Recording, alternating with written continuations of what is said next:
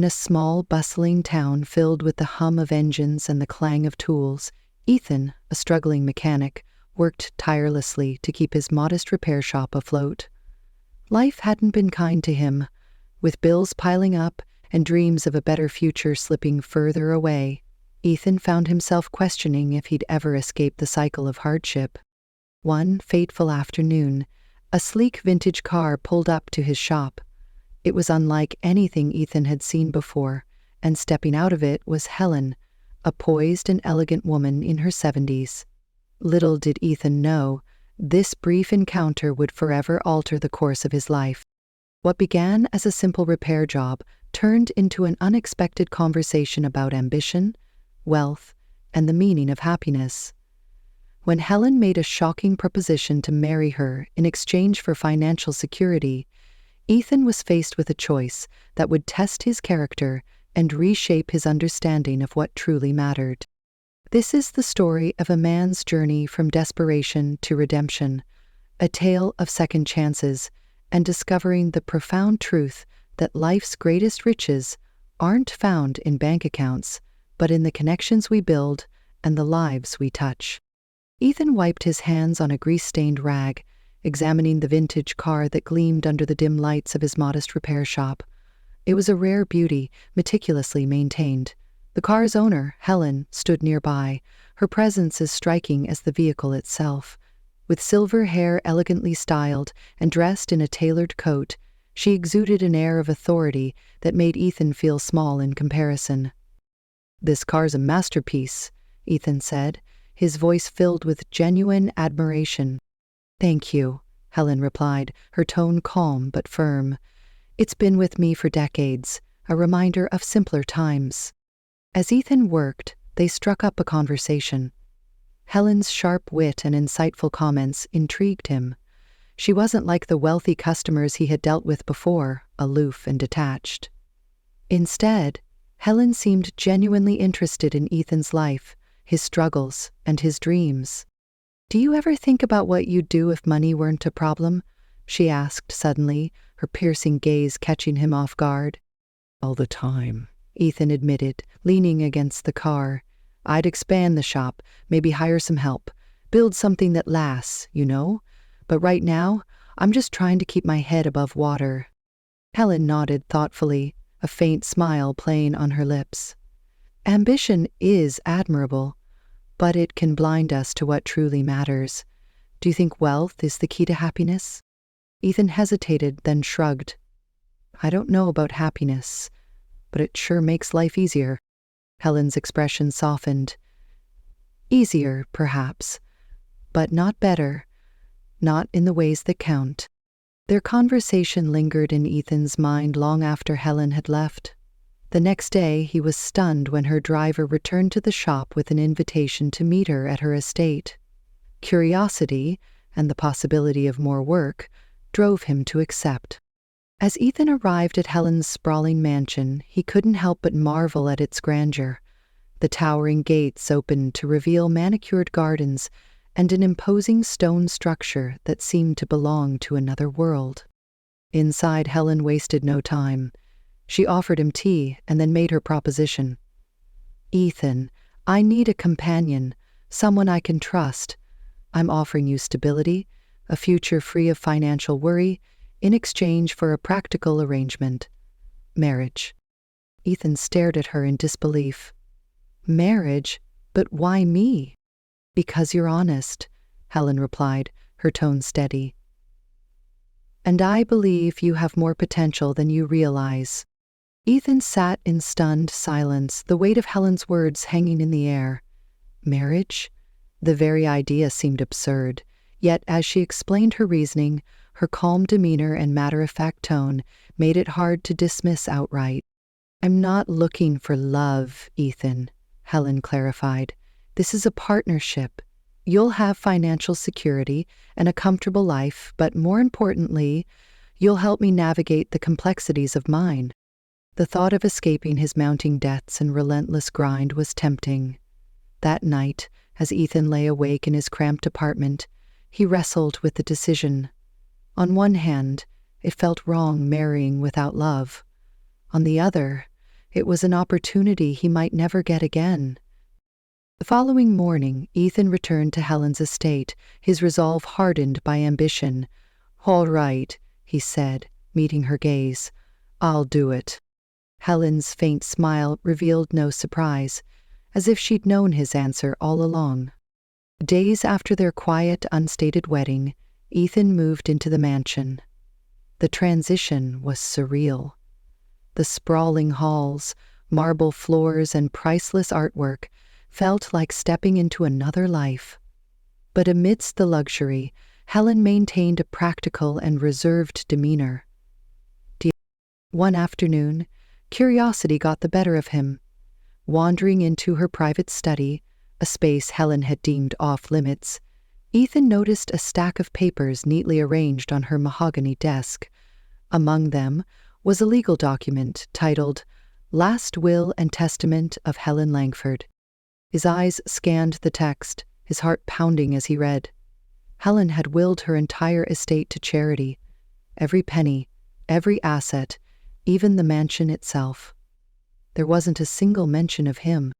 Staggering back, Ethan's mind swirled with disbelief. "She lied to me," he muttered. The promise of financial security had been an illusion.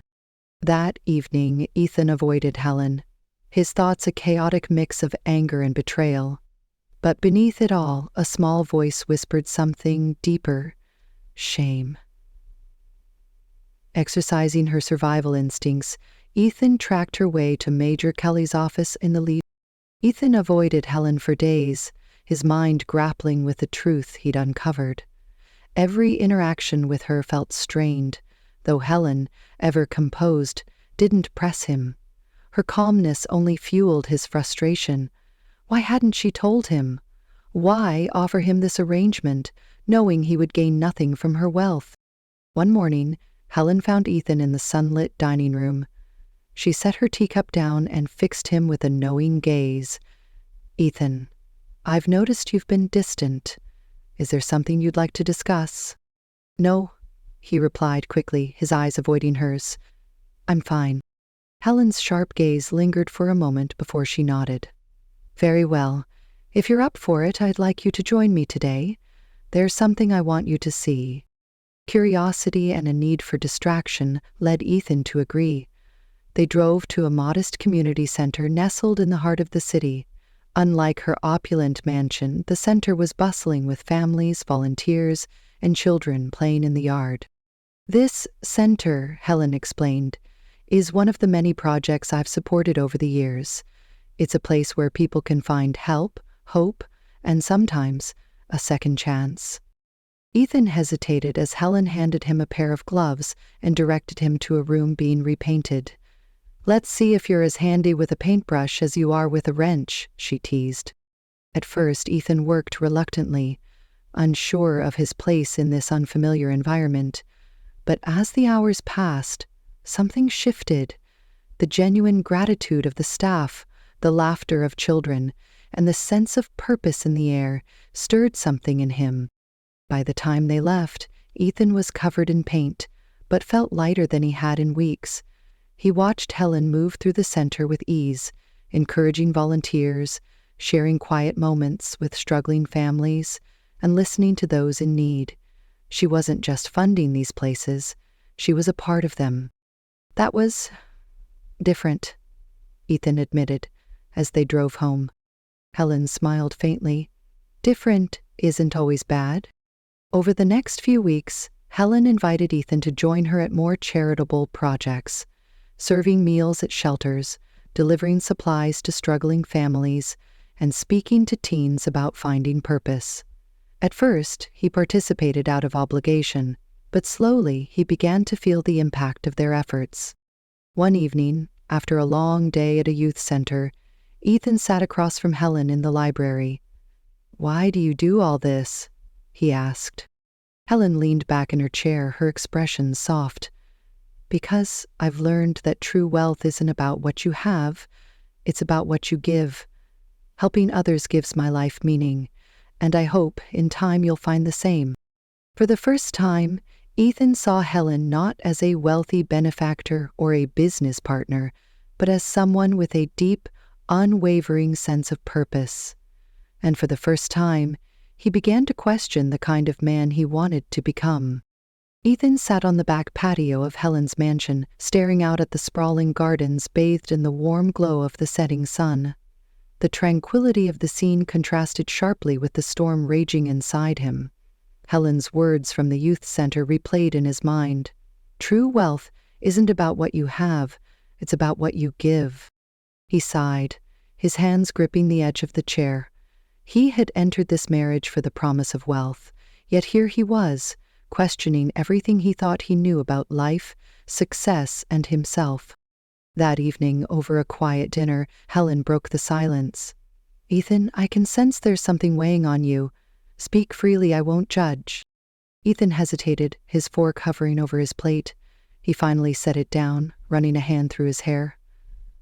"Helen, I need to be honest with you.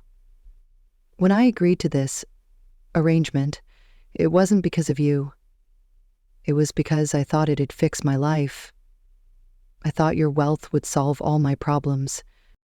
Helen's expression remained calm, though her eyes softened with understanding. "And now?" Ethan took a deep breath, his voice trembling. "Now I feel ashamed. I judged you. I assumed you were just some rich woman looking for company, but I was wrong. You're more than that. You're someone who's built something meaningful, something I never understood until now." For the first time, Helen's composure seemed to waver. She leaned forward slightly, her sharp gaze searching his face. "Do you mean that, Ethan?" "Yes," he said, his voice steady despite the emotions threatening to overwhelm him. "I see now that money isn't the answer. You've shown me that." Helen leaned back, a faint smile tugging at her lips. "Thank you for saying that. It means more than you know." Ethan frowned slightly, his curiosity getting the better of him. "Why did you choose me, Helen? Out of all the people you could have married, why me?"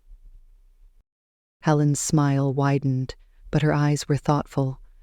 "Because you reminded me of myself, Ethan. Ambitious, restless, and searching for something more. I saw potential in you, potential you didn't even see in yourself." Ethan's heart swelled with a mix of gratitude and resolve. "I don't know what the future holds, but I want to do better for you and for myself." Helen raised her glass in a quiet toast. "That's all I've ever wanted for you, Ethan. And I believe you'll find your way." The years that followed were transformative for Ethan. Under Helen's mentorship, he grew into a man with purpose, using his skills and experiences to give back to others. Helen's health eventually began to decline, but her determination to make an impact never wavered. One crisp autumn morning, Helen called Ethan to the library. Her voice was softer than usual, but her words carried their usual strength. "Ethan, my time is running out, but I need you to promise me something." Ethan sat across from her, a knot forming in his chest. "Anything, Helen." She handed him a sealed envelope. "This contains everything you need to continue the work we've started. I'm entrusting the foundation to you, Ethan. You've proven you have the heart and the drive to carry it forward." Ethan's hands trembled as he opened the envelope, scanning the documents inside. Helen had arranged for the bulk of her estate to be transferred into the charitable foundation they had built together. "Why me?" he asked, his voice breaking. Helen's smile was faint but warm. "Because I believe in you. You've grown into the person I always knew you could be." Shortly after, Helen passed away peacefully, leaving Ethan both heartbroken and inspired.